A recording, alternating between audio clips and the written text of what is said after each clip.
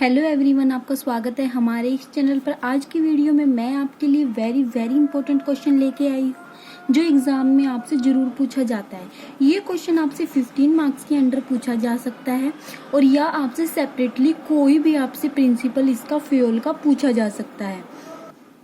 तो आपसे अगर ये 15 मार्क्स में क्वेश्चन आएगा तो आपसे पूछेगा फ्यूल द्वारा प्रतिपादित प्रबंध के सिद्धांत समझाइए। Explain the principle of management as a propounded by Fayol. जो सिद्धांत फ्यूल ने बनाए हैं उन सिद्धांतों का वर्णन कीजिए। तो ये क्वेश्चन बहुत इंपॉर्टेंट है, तो आपको ये क्वेश्चन एग्जाम के टाइम पे जरूर करके जाने हैं। तो ये दिखाती हूँ मैं आपको कौन कौन से इसके प्रिंसिपल्स है, आपको ये अच्छे से करके जाने हैं। और आपको अगर कोई भी प्रिंसिपल पे डाउट है तो आप मुझे कमेंट बॉक्स में कमेंट कर सकते हैं। तो मैं आपको बताती हूँ, अगर आपको मेरा वीडियो पसंद आए तो वीडियो को लाइक और चैनल को सब्सक्राइब कीजिएगा। आपको मेरे चैनल पर कॉमर्स से रिलेटेड हर इंपॉर्टेंट टॉपिक की वीडियो मिलेगी। तो स्टार्ट करते हैं हमारे फर्स्ट प्रिंसिपल से। पहला प्रिंसिपल है कार्य विभाजन। पहला सिद्धांत क्या है? कार्य विभाजन, मतलब डिवीजन ऑफ वर्क। इसके नाम से ही पता चलता है कि हम पूरे कार्य को क्या कर देते हैं, डिवाइड कर देते हैं। उसको हम क्या कहते हैं? कार्य विभाजन कहते हैं। देखो, फ्यूल के इस सिद्धांत के अनुसार संस्था के संपूर्ण कार्यों को विभिन्न भागों में विभाजित कर देना चाहिए तथा प्रत्येक कर्मचारी को उसकी योग्यता व रुचि के अनुसार कार्य का केवल एक ही भाग सौंपा जाना चाहिए। जब कोई एक व्यक्ति किसी कार्य के एक हिस्से को करता है तो वह उस कार्य को करते करते उस कार्य में विशेषज्ञ बन जाता है। अतः स्पष्ट है कि यह सिद्धांत प्रबंध में विशिष्टीकरण स्थापित करने के महत्व पर बल देता है। मतलब क्या करते हैं, जो हमारा टोटल वर्क है उस टोटल वर्क को हम क्या कर देते हैं, डिवाइड कर देते हैं। पूरे कार्य को हम क्या कर देते हैं, छोटे छोटे पार्ट में क्या कर देते हैं, विभाजित कर देते हैं। और जिस व्यक्ति को जिस काम में रुचि है उसको वही काम दिया जाता है और वो काम करते करते वो उस कार्य में क्या बन जाता है, स्पेशलिस्ट बन जाता है। ठीक है, तो हमें क्या करना चाहिए, पूरे कार्य को संस्था के क्या है, छोटे छोटे भाग में विभाजित कर देना चाहिए। जैसे उत्पादन विभाग अलग बना दिया, सेल्स का जो सेल्स कार्य है वो अलग कर दिया, और जो हमने माल खरीदा है उसका कार्य अलग कर दिया। मतलब सारे पूरे कार्य को हम छोटे छोटे भाग में विभाजित कर देंगे और जिस व्यक्ति की जिस कार्य में रुचि है उसको वही कार्य दिया जाएगा ताकि वो उस कार्य को कर करके क्या हो जाए, उसमें विशेषज्ञ बन जाए। तो ये आपका पहला प्रिंसिपल है, कार्य विभाजन।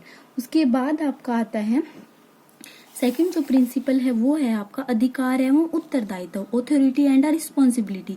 इस सिद्धांत के अनुसार यदि किसी व्यक्ति को कार्य के निष्पादन के लिए दायित्व सौंपे जाते, जैसे हमने कहा कर्मचारियों को कि आपको क्या है, 10 यूनिट क्या है, 10 यूनिट का प्रोडक्शन करना, ये उसका क्या हो गया, हमने क्या दे दिया उसको, उत्तरदायित्व दे दिया उसका, कि मतलब उसको क्या दे दिया, हमने दायित्व सौंप दिए कि आपका कार्य है कि आपको 10 यूनिट का प्रोडक्शन करना ही करना है। तो उसे उस कार्य के संबंध में अधिकार भी सौंपे जाने चाहिए, तो उसको कुछ ना कुछ अधिकार भी देने चाहिए। ठीक है, अगर हमने दायित्व सौंपी है तो उसको कुछ ना कुछ अधिकार भी देने चाहिए। जैसे क्या है, थोड़ा बहुत वो मतलब अपना रॉ मटेरियल वगैरह खरीदने का, या कुछ अगर टूल्स चाहिए उसे प्रोडक्शन करने के लिए, वो खरीदने के लिए, मतलब थोड़े बहुत हमें उसको क्या देने चाहिए, अधिकार भी देने चाहिए अगर हमने उससे दायित्व दिया है। अधिकार सौंपने पर ही उस व्यक्ति को कार्य के परिणामों प्रति उत्तरदायी ठहराया जा सकेगा। प्राय अधिकार एवं उत्तरदायित्व साथ साथ चलते हैं। यदि कर्मचारियों को कार्य से संबंधित अधिकार नहीं दिए जाएंगे तो उन्हें कार्य के लिए उत्तरदायी नहीं ठहराया जा सकता। मतलब अगर हमने किसी को दायित्व दिया तो उसको अधिकार किसी न किसी चीज का अधिकार भी देना चाहिए उससे संबंधित, क्योंकि अधिकार और उत्तरदायित्व हमेशा एक साथ चलते हैं। अगर हमने किसी को उत्तरदायित्व दे दिया, अधिकार नहीं दिया, तो हम उसको उसके लिए उत्तरदायी नहीं ठहरा सकते। ठीक है, फ्यूल के संबंध में अधिकारों का परिणाम ही उत्तरदायित्व है तथा जब भी अधिकारों का प्रयोग किया जाता है उत्तरदायित्व का जन्म स्वतः ही हो जाता है। ठीक है, तो ये आपका सेकंड प्रिंसिपल, अधिकार एवं उत्तरदायित्व। थर्ड है आपका अनुशासन।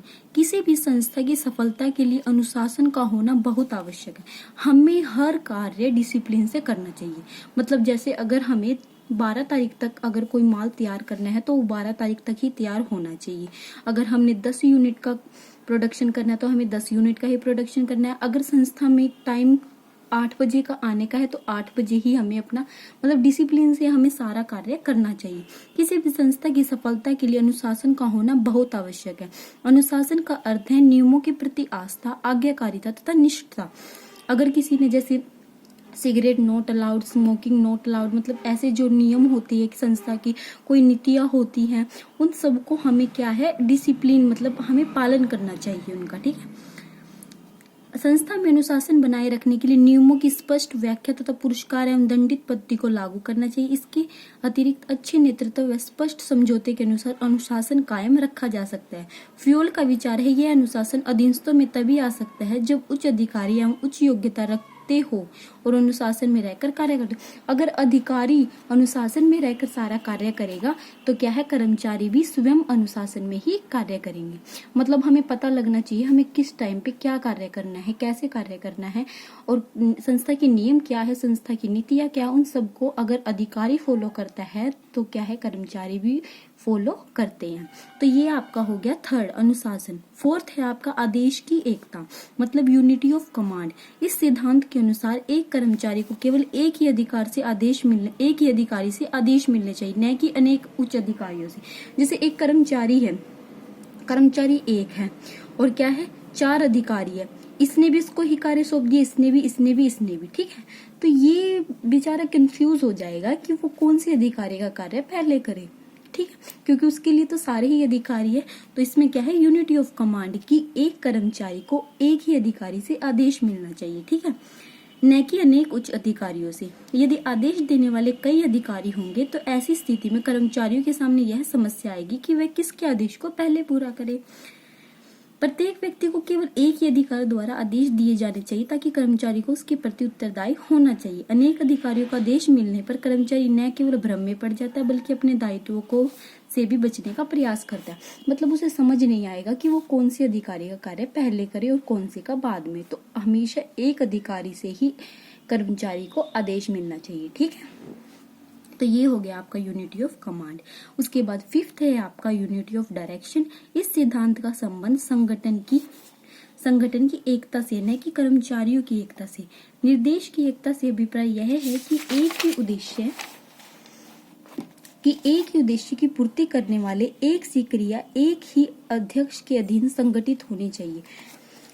उनके लिए एक ही योजना बनाई जानी चाहिए। इन योजनाओं को चलाने और नियंत्रण करने का कार्य केवल एक प्रबंधक द्वारा होना चाहिए। साथ ही ये योजनाएं एक दूसरे के साथ इस प्रकार जुड़ी होनी चाहिए कि आपस में मिलकर ये संगठन के उद्देश्य को कुशलतापूर्वक प्राप्त कर सके।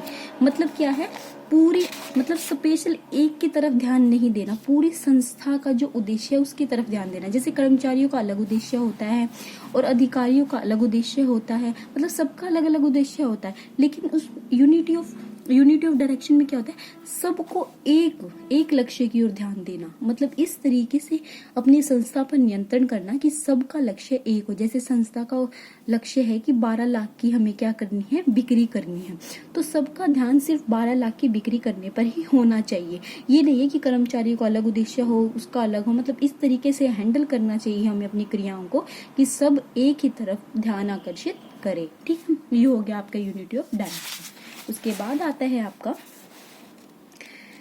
सिक्स्थ है जो वो आपका है व्यक्तिगत हित पर सामान्य हित को प्राथमिकता देना। इस सिद्धांत के अनुसार प्रत्येक संस्था में प्रबंधक का यह कर्तव्य है कि वह कर्मचारियों को संगठन के उद्देश्य से अवगत कराए तथा इन उद्देश्यों को प्राप्त करने में उनका मार्गदर्शन भी करे। यद्यपि प्रबंधक को सामान्य रूप से सामूहिक और व्यक्तिगत दोनों को संतुष्ट करने की कोशिश करनी चाहिए, लेकिन यदि कहीं इन दोनों में संघर्ष नजर आता तो सामूहिक हितों को प्राथमिकता देनी चाहिए। मतलब क्या है, हमें सिर्फ अपने हित की तरफ ध्यान नहीं देना चाहिए, हमें क्या है पूरी संस्था के हित की तरफ, मतलब सामूहिक हित की तरफ हमें हमेशा ध्यान देना चाहिए। जैसे प्रबंधक उसे अपनी सैलरी बढ़ाने के बारे में नहीं सोचना चाहिए कि उसको प्रॉफिट हो, सिर्फ उसे क्या है पूरी संस्था के हित के बारे में सोचना चाहिए कि कर्मचारियों को भी प्रॉफिट हो, उसको भी प्रॉफिट हो। लेकिन अगर बाई चांस इन दोनों में झगड़ा हो जाए प्रबंधक और कर्मचारियों में, तो सामूहिक जो हित है उसको हम क्या देंगे, प्राथमिकता देंगे, ठीक है। कर्मचारी तथा प्रबंधक दोनों को ही चाहिए कि वह संस्था के हितों के लिए अपने हितों को समर्पित कर दे। मतलब ना तो प्रबंधक को इस ओर ध्यान देना चाहिए कि उसको ज्यादा प्रॉफिट हो, ना कर्मचारियों को इस बात की तरफ ध्यान देना चाहिए कि उनको प्रॉफिट हो। उन्हें सिर्फ संस्था के प्रॉफिट की तरफ ध्यान देना चाहिए। 7th है आपका कर्मचारियों को उचित पारिश्रमिक। फ्योल ने इस सिद्धांत में कर्मचारियों को उनके कार्य के अनुरूप उचित प्रतिफल देने के लिए कहा है। उनके अनुसार कर्मचारियों के पारिश्रमिक का निर्धारण इस प्रकार होना चाहिए कि कर्मचारी तथा प्रबंधक दोनों वर्गों को अधिकतम संतुष्टि प्राप्त हो। यदि कर्मचारियों को क्षमता के अनुसार पारिश्रमिक नहीं मिलेगा तो वे कार्य को पूरी लगन में मेहनत से नहीं करेंगे और उचित प्रतिफल प्राप्त होने से कर्मचारी को अधिक कार्य करने की प्रेरणा मिलती है। मतलब क्या है, कर्मचारी जितना कार्य करे उनको उतना ही क्या मिलना चाहिए, सैलरी मिलनी चाहिए। जैसे उनको ये बोलना चाहिए, जैसे हर कर्मचारी क्या है 10 यूनिट का प्रोडक्शन करता है, हम उन्हें प्रोत्साहित कर सकते हैं कि आप जितनी ज्यादा यूनिट का प्रोडक्शन करोगे आपको उतनी ही ज्यादा सैलरी मिलेगी। ठीक है, मतलब जितना ज्यादा कार्य वो करेंगे उतनी ही ज्यादा उनको सैलरी मिलेगी। ऐसे ही हमें प्रबंधकों को कहना चाहिए कि जितना ज्यादा आप अच्छे से कार्य करोगे और लगन से कार्य करोगे तो उतनी ही ज्यादा आपको सैलरी मिलेगी। तभी क्या है, सभी कर्मचारी अच्छे से कार्य करते हैं। ठीक है, उसके बाद है प्रभावपूर्ण केंद्रीकरण। वह कार्य जिसे करने में संस्था में अधीनस्थों का महत्व बढ़ जाता है विकेंद्रीकरण कहलाता है, तथा ऐसा कार्य जो अधीनस्थ की महत्व को कम करता है केंद्रीकरण कहलाता है। इस सिद्धांत के अनुसार अधीनस्थ अधिकारियों को कुछ भाग ही देना चाहिए। केंद्रीकरण तथा विकेंद्रीकरण में अधिकारों का संस्था की परिस्थितियों के अनुसार बदलता रहता है। प्रभावपूर्ण केंद्रीकरण का मतलब है सारे अधिकार सिर्फ एक ही अधिकारी के अधीन। मतलब क्या है कि इसमें क्या होगा, आपका केंद्रीकरण कहलाता है। मतलब जब क्या है, ऐसा कार्य जो अधीनस्थों की महत्ता को कम करता है, मतलब सिर्फ अधिकारियों की ही महत्व को दिखाता है, उसको हम क्या कहेंगे, केंद्रीकरण। सारे अधिकार, जितने भी उत्तरदायित्व, जितने अधिकार होंगे सारे क्या है, उच्च अधिकारियों के पास होंगे। कर्मचारियों के पास कोई अधिकार कुछ नहीं होगा, मतलब केंद्रीकरण होगा। ठीक है, विकेंद्रीकरण में हम क्या कर देते हैं, थोड़ा अधिकार और थोड़ी उत्तरदायित्व हम अपने समर्पित कर देते हैं। ठीक है, उसके बाद आता है 9th आपका व्यवस्था तथा कर्मबद्धता। इस सिद्धांत का अभिप्राय सामग्री कर्मचारी दोनों की व्यवस्था से। मतलब क्या है, इस सिद्धांत के अनुसार प्रत्येक व्यक्ति तथा वस्तु का एक ही स्थान होना चाहिए तथा अपने निश्चित स्थान पर होना चाहिए।